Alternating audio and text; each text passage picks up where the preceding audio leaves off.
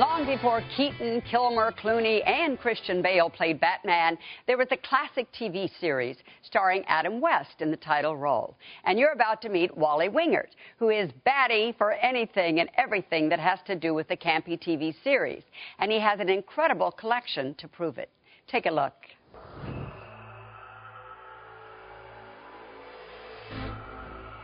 My name is Wally Wingert. I collect a lot of stuff, but most specifically 1966 Batman television series memorabilia.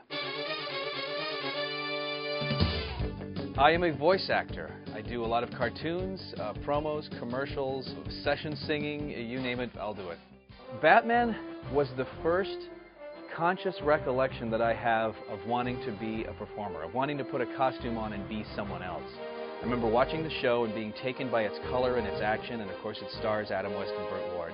As a kid, some of the first Batman pieces I got was the really cool Ben Cooper Halloween costume, which was not the full costume, it was just the cape and the mask, but I filled in the rest. The reason I made the costumes was, as a performer, I'd want to go out, and I was never, as a performer, limited by, this is a stage and this is the audience. I would do what's called the theater of life. So I would want to go out and meet kids in this Batman costume. I'd go to hospitals, I'd go to the shopping malls, I'd do different things. I was dressed as Batman in January of 2004 in Austin, Texas, doing an appearance. Adam West, Frank Gorshin, and Burt Ward was there. So I'm in the elevator in my Batman costume, ready to go to this convention. Door opens up, Adam West and his agent Fred Westbrook get on. Mostly when he sees people in Batman costumes, he says, "That's just like the one I used to wear." So he looked at mine and looked at the shiny brass buckle and all the really great stuff. He says, "That's better than the one I used to wear." So I thought, okay, I got the award. That's kind of cool. That's a cool thing. I have a replica Robin mask taken off an original pattern signed by Burt Ward. I have a repro Batgirl cowl signed by Yvonne Craig. The Batman and Robin Ideal hand puppets. I have the Batman and Robin Mego figures, the 8-inch and the 12-inch. With the Batmobile that accompanied them. Batman TV soundtrack on CD, cassette, and album. I have the Batman Bat book.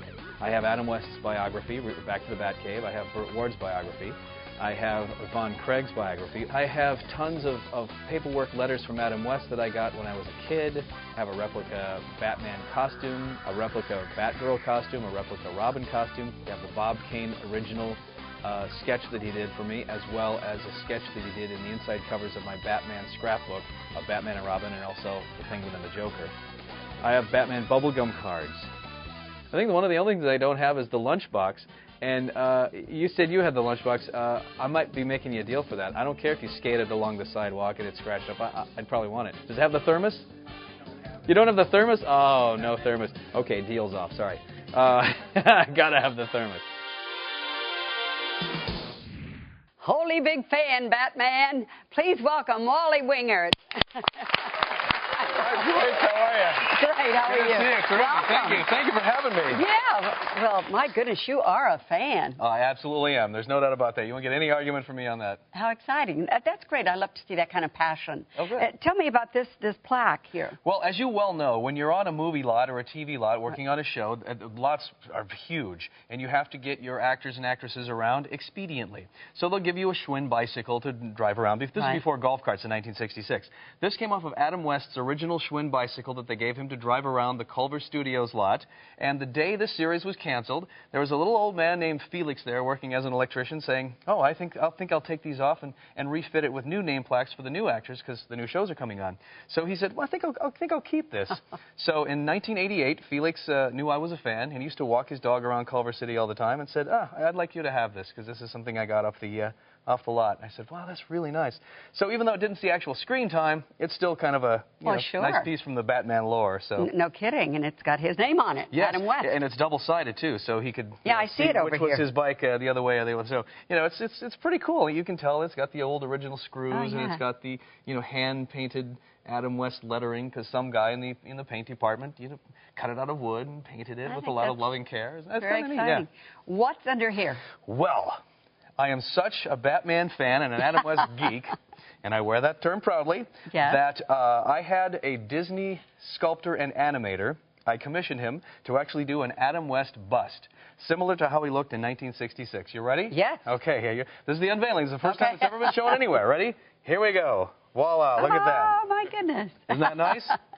Ruben Procopio sculpted this. Ruben has work of his in the Smithsonian Institute. He did a lot of Disney maquettes, and a lot of the Disney maquettes are in the Smithsonian as pop culture, modern-day art.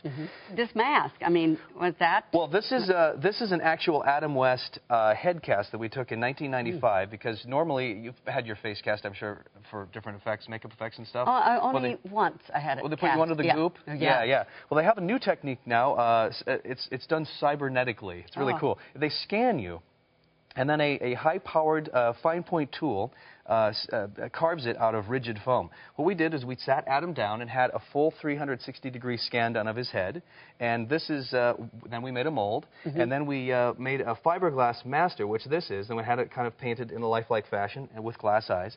This is a reproduction cowl. A lot of people are making the bat cowls. I did it for a while, and now there's some other people doing it. This is probably the best reproduction cowl I've ever seen, as opposed in regards to how it relates to an actual original cowl. Right. This is about as close to an original as you will ever see. The same fabric, the same kind of paint job, the same. So this is how it looked in 1966, brand new, right off of the seamstress's table. I was going to say, it looks extremely well made. It's actually brand new, but made off of the patterns pretty much of the originals. Now. Oh, yes. How about this guy? Yes, I say that because this is the comparison between the two. As you see, these are both original Batman and Robin costumes worn by Adam West and Burt Ward, top to bottom. It's rare that you can find an actual complete Batman outfit and a complete Robin outfit. My friend Mark Hardeman, who's a firefighter in San Francisco, lucked into these in 1988. He was kind enough to bring them down because we're all part of the Bat Network. We help each other out. So this is it. As you can see, though, the fabric on the cowl has discolored over time. But I'll talk more about that a little bit later. But you see the boots there. Right. The boots were made out of leather by a bootmaker in Los Angeles here. I studied with a guy named Jan Kemp in 1989 when the Tim Burton Batman movie came out.